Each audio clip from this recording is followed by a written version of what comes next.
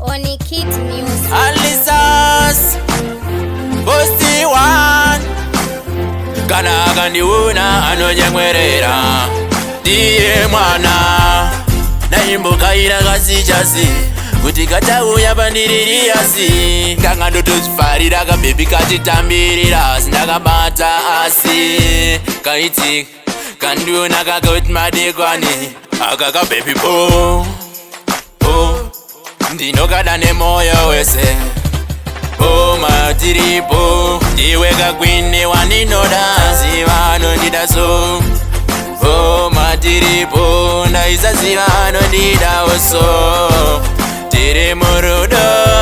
isu tiri kudananawo tiri murudo isu tiri kudananawo ndaitambira naye muchadenga asi ndamuwana mwana akanaka uyo akanaka zedzara kadenga uyo andidi naye mwanaye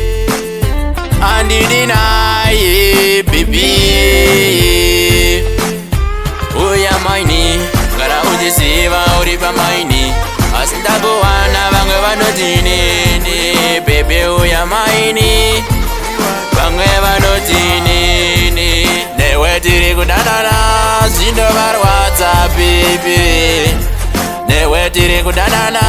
vakawanda zvindovarwadza bebe ticharamba tichienda mberi newe vakawanda zvichavashuka vakawanda zvichavashuka sinini ndakandajuka bebi ndakandajuka ipapo zvichavashuka ipapo ndakandajuka